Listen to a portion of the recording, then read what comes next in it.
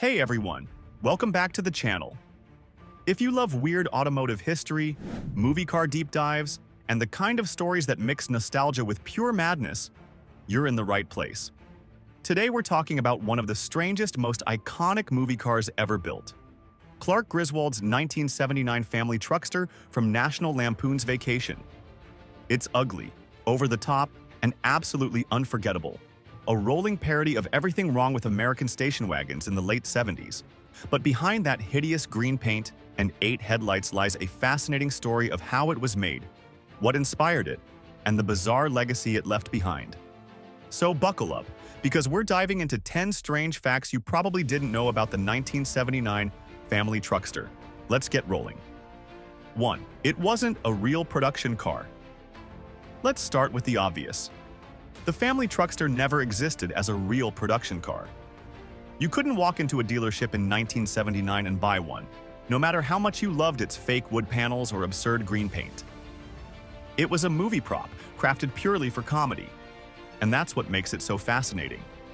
The Truckster was the brainchild of legendary Hollywood custom car builder George Barris, a man whose fingerprints are all over pop culture. Barris was already famous for designing the original 1966 Batmobile, the Munster coach, and countless other screen vehicles that blended imagination with engineering flair.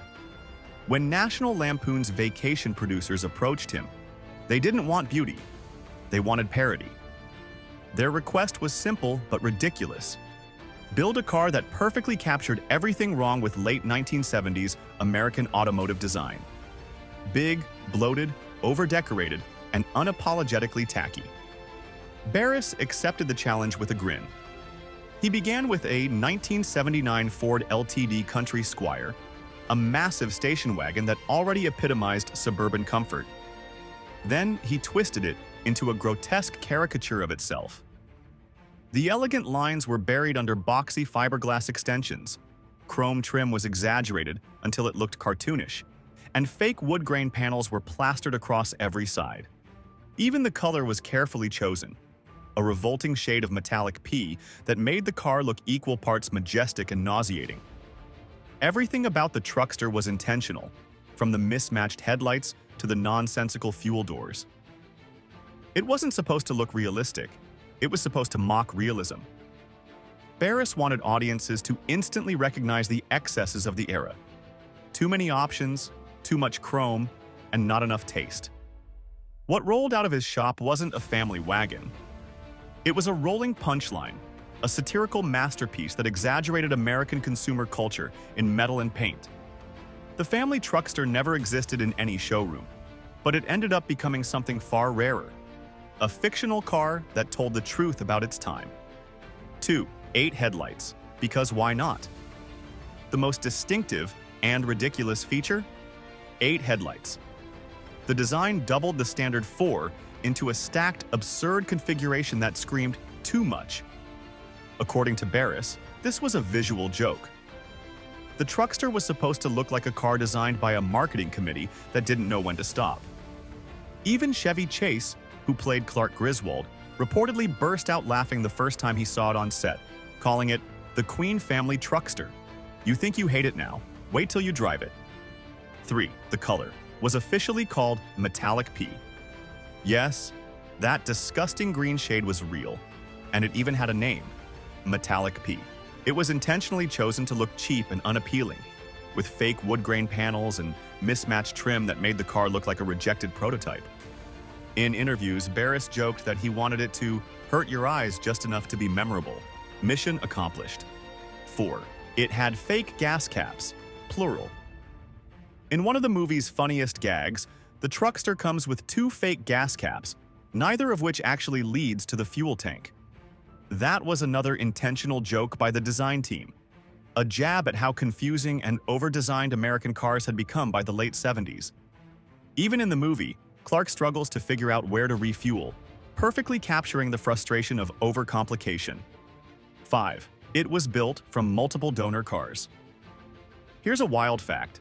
Despite how famous it became, only 2 fully functional Family Trucksters were ever built for the filming of National Lampoon's Vacation. That's right, just two cars to carry the weight of one of the most chaotic road trip comedies ever made.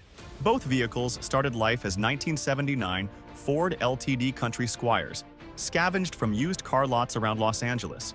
They were cheap, common, and perfect candidates for the kind of extreme makeover that George Barris and his design team had in mind. From there, the cars were stripped down, rebodied, and transformed into grotesque works of parody. The Queen Family Truckster, the ultimate symbol of over-designed suburban pride. But building these monsters wasn't easy. Barris's shop had to stretch the production budget to the limit, crafting exaggerated bodywork out of fiberglass and sheet metal, welding on new fenders, adding extra headlights, and fabricating those iconic fake wood panels by hand. Even the bumpers were reshaped to look bulkier and more awkward, intentionally breaking the proportions of the car. The result was exactly what director Harold Ramis wanted. Something so ugly, it was perfect. On set, however, the trucksters were anything but reliable. Both cars were workhorses under pressure, required to survive weeks of high-heat shooting across deserts, highways, and small towns during the film's cross-country scenes. The temperatures often soared past 100 degrees Fahrenheit, and the heavily modified engines struggled to stay cool under the extra weight of props and camera rigs. One of the two vehicles broke down so frequently that the crew affectionately nicknamed it the Lemon. It overheated, leaked oil, and reportedly had trouble starting after long filming days. Mechanics had to travel with the production just to keep the trucksters alive. In some behind-the-scenes photos, you can even spot crew members pushing the car between takes. By the end of filming, both vehicles were in rough shape, dented, scorched, and patched together with quick fixes. But against all odds, they made it through the movie, cementing their legacy. 6. It was designed to embody 1970s suburban excess. Every inch of the truckster was a caricature.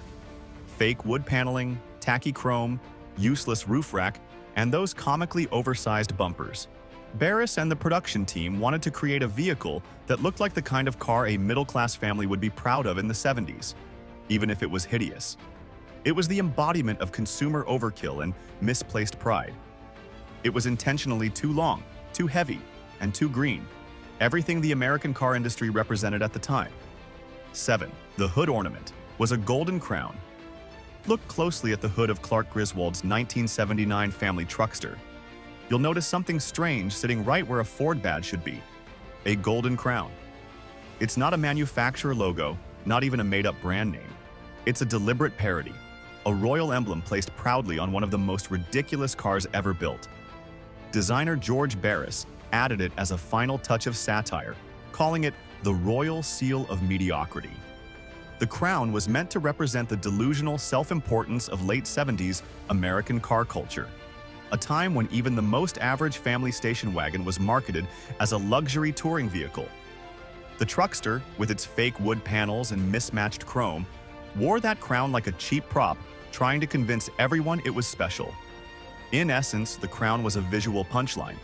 It mocked the idea that status could be bought through cars. A theme that resonated perfectly with National Lampoon's Vacation, a film all about chasing the illusion of the perfect American family trip. The truckster's regal badge, sitting atop that hideous metallic pea paint, was a hilarious contradiction. A king ruling over nothing but chaos. Barris loved using visual irony in his builds, and the truckster gave him the perfect canvas. The gold crown wasn't shiny or refined. It was oversized, clunky, and deliberately tacky, cast from lightweight resin rather than metal. Under bright studio lights, it gleamed just enough to catch the camera, a tiny beacon of absurdity on an already absurd vehicle. For car enthusiasts and prop collectors, that crown became an inside joke, a symbol of how self-aware design can elevate comedy. Replicas of the truckster often include the crown as the centerpiece, lovingly recreated by fans down to the last gaudy detail. Some builders even claim it's the hardest part to replicate accurately, since the original molds were lost decades ago. Over time, the crown evolved into something bigger than a movie prop. It became a badge of cultural satire, reminding us that the family truckster was never just a car. It was a mirror held up to the American dream. A dream wrapped in fake wood, metallic pea paint, and yes, a gold crown fit for a king of dysfunction. 8. It inspired real-life replicas. Despite its intentional ugliness, the Family Truckster became a pop culture legend. Fans around the world have since built their own replicas, some near perfect down to the fake gas caps and brown interior.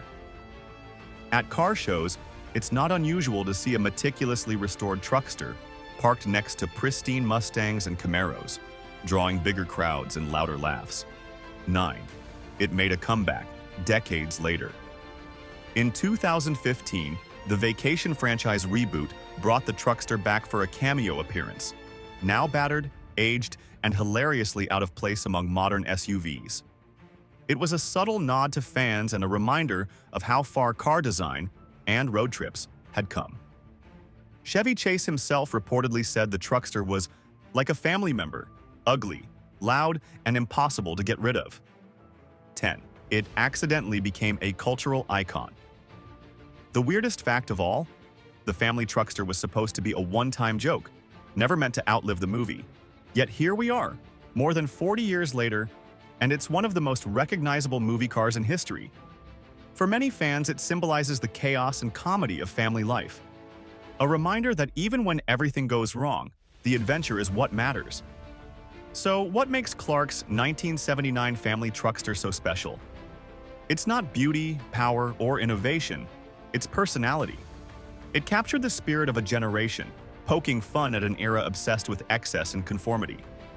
It's ugly, impractical, and ridiculous, but somehow it's also perfect. Alright, that's our breakdown of the strange, hilarious, and fascinating facts behind the 1979 Family Truckster. What's your favorite piece of movie car trivia? Drop it in the comments below. And if you enjoyed this deep dive into cinematic automotive history, hit that like button, subscribe, and ring the bell so you don't miss our next video. Thanks for watching, and remember, you think you hate it now. Wait till you drive it.